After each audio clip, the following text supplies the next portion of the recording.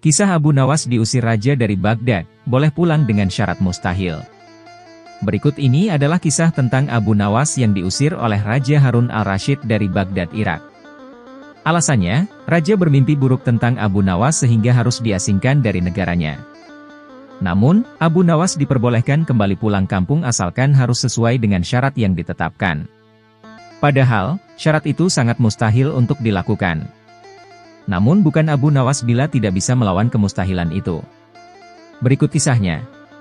Suatu malam, Baginda Raja Harun al-Rashid mengalami mimpi yang sangat buruk. Akhirnya raja memanggil Abu Nawas untuk menjelaskan tentang mimpi tersebut. Tadi malam aku bermimpi bertemu dengan seorang laki-laki tua. La mengenakan jubah putih. La berkata bahwa negerinya akan ditimpa bencana bila orang yang bernama Abu Nawas masih tetap tinggal di negeri ini. La harus diusir dari negeri ini sebab orang itu membawa kesialan, kata raja pada Abu Nawas. Hal itulah yang menyebabkan Abu Nawas diusir dari negeri Baghdad.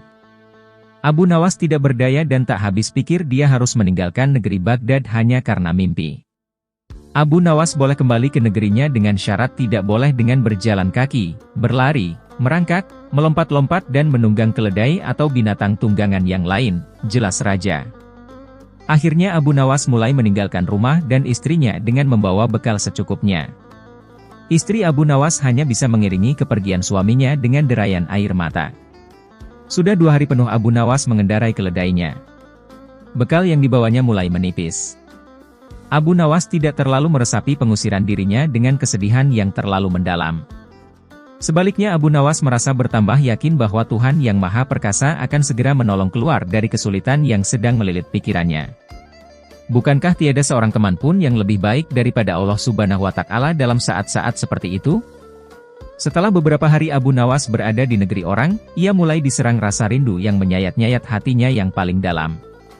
Rasa rindu itu makin lama makin menderu-deru seperti dinginnya Zamharir. Sulit untuk dibendung.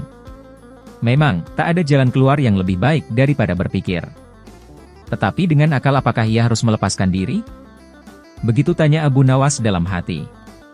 Apakah aku akan meminta bantuan orang lain dengan cara menggendongku dari negeri ini sampai ke istana Baginda? Tidak. Tidak akan ada seorang pun yang sanggup melakukannya. Aku harus bisa menolong diriku sendiri tanpa melibatkan orang lain. Pada hari ke-19 Abu Nawas menemukan cara lain yang tidak termasuk larangan Baginda Raja Harun al-Rashid. Setelah segala sesuatunya dipersiapkan, Abu Nawas berangkat menuju ke negerinya sendiri. Perasaan rindu dan senang menggumpal menjadi satu. Kerinduan yang selama ini melecut-lecut semakin menggila karena Abu Nawas tahu sudah semakin dekat dengan kampung halaman. Mengetahui Abu Nawas bisa pulang kembali, penduduk negeri gembira. Kabar dan desas-desus tentang kembalinya Abu Nawas segera menyebar secepat bau semerbak bunga yang menyerbu hidung. Kabar kepulangan Abu Nawas juga sampai ke telinga Baginda Harun al-Rashid. Baginda juga merasa gembira mendengar berita itu tetapi dengan alasan yang sama sekali berbeda. Rakyat gembira melihat Abu Nawas pulang kembali, karena mereka mencintainya. Sedangkan Baginda Raja gembira mendengar Abu Nawas pulang kembali karena beliau merasa yakin kali ini pasti Abu Nawas tidak akan bisa mengelak dari hukuman. Namun Baginda amat kecewa dan merasa terpukul melihat cara Abu Nawas pulang ke negerinya.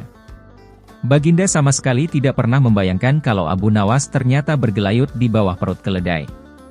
Sehingga Abu Nawas terlepas dari sanksi hukuman yang akan dijatuhkan karena memang tidak bisa dikatakan telah melanggar larangan Baginda Raja. Karena Abu Nawas tidak mengendarai keledai.